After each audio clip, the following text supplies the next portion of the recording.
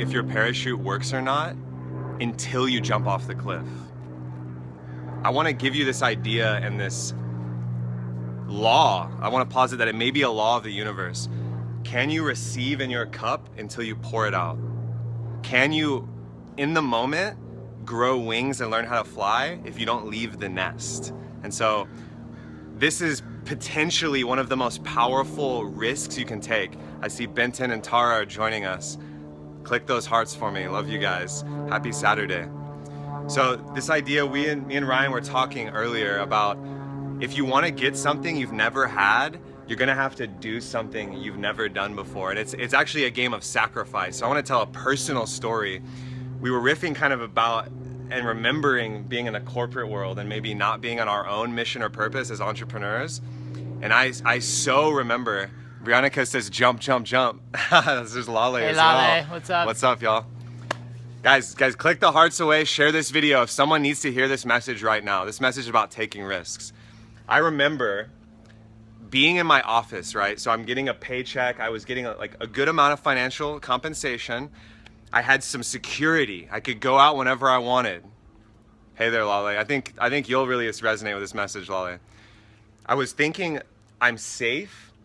I can take little risks, kind of like candy, you know? I could take them whenever I want. But then I would meet people that were living paycheck to paycheck. However, they were full of high-level creativity and this hunger that I didn't have.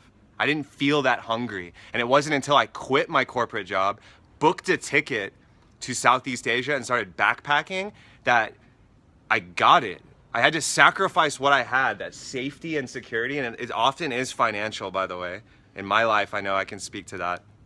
Until I sacrificed and jumped off the cliff, the story of, but Ryan, wait, what if my parachute doesn't work when I jump? Can you resonate? What would the parachute be? What's that a metaphor? So the parachute, I believe, is a metaphor for the fact that you'll meet the right people.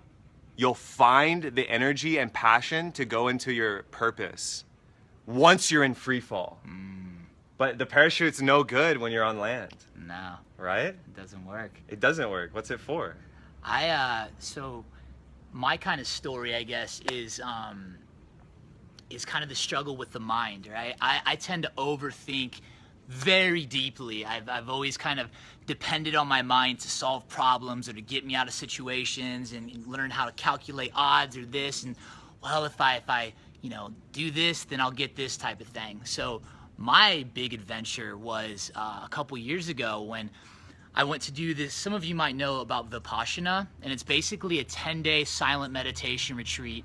No it's for talking. the hardcore. It's yeah, arguably one of the most hardcore. I'm sure there's higher levels, but there's no reading, there's no writing, there's no talking, there's no eye gazing, there's no communication. It's just you alone with yourself for 10 straight days, seated meditation for at least 9 hours every single day.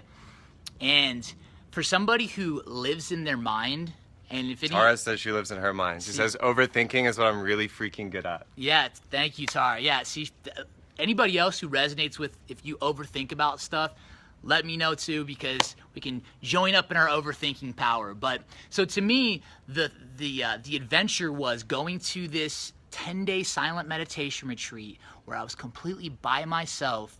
I rescheduled it twice because I was so terrified of it. I was like, I can't do that. But it was the biggest adventure that I knew my heart was screaming at me to do it, just go for it. So then I started doing research and trying to find out what people's experiences were so I could calculate. My mind could say, oh, the odds are worth it, the risk is worth it. When I didn't need any of that, my heart was screaming at me to just go ahead and do it. And so finally I said, you know what? I have to accept that I have no idea what's gonna happen when I get there. I don't know. I might lose my mind. I'm not going to give up, though. I decided that. I was like, no matter what, I will never give up when I get there. And it ended up being one of the most profound experiences of my life. I was able to get to levels of peace and non-mind thinking and just joy and action after doing that 10 days. It was the most peace I'd ever felt in my entire life, ever.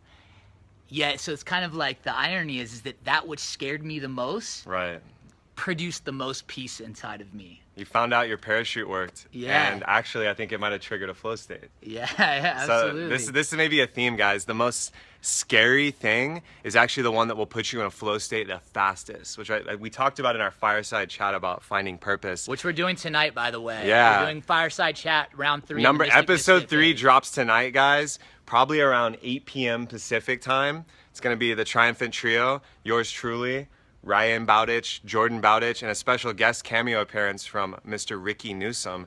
We're going to go off on a fireside chat 8 p.m. tonight about, are you waiting in the lobby of life? And so I think that kind of ties in with this video. Tara just said listening to the 5-second rule. Going off instinct. Yeah. Yes, I love that. If you have to think about it for more than 5 seconds, I like those hearts. Keep those coming. If you have to think about something for more than 5 seconds, you've bypassed your instincts and now the mind's rationalizing. Absolutely. Well, what if you did that rule for a whole day? What if you made decisions based on your gut and stopped telling yourself stories? So Brionica says, dude, I just did 10 days of meditating and bliss. That's crazy. Nice. Epic. Awesome. In the doing is the knowing. That's an aphorism. I like that. So guys, we're actually going to hop over to Ryan's page. So go to Ryan's page. We're going to go live on his page as well. But I want to leave you with this idea, because as he's talking about with Vipassana, taking the risk and jumping off a cliff into that level of meditation and silent retreat, if you're in a corporate job that isn't serving your purpose, that's a cliff. If you're in a relationship that's not serving you, that's a cliff. If you're surrounded by people, or you're still living in your hometown, or anyone watching this video, if there's a cliff edge that you're afraid of and you keep checking your gear, you know, I'm gonna ride the metaphor here. If you keep checking your pack, like, all right, all the ropes are tight and like the parachute's gonna work, it's like, it has patches in it, you know, all this stuff. I'm gonna pose to you that you may not be spending your time the most wisely or the most powerfully or effectively. What if it takes the free fall? You gotta get on that cliff and swan dive to find out what you're actually made of. There's a great quote by Kurt Vonnegut, and that is, we have to keep jumping off of cliffs and building our wings on the way down.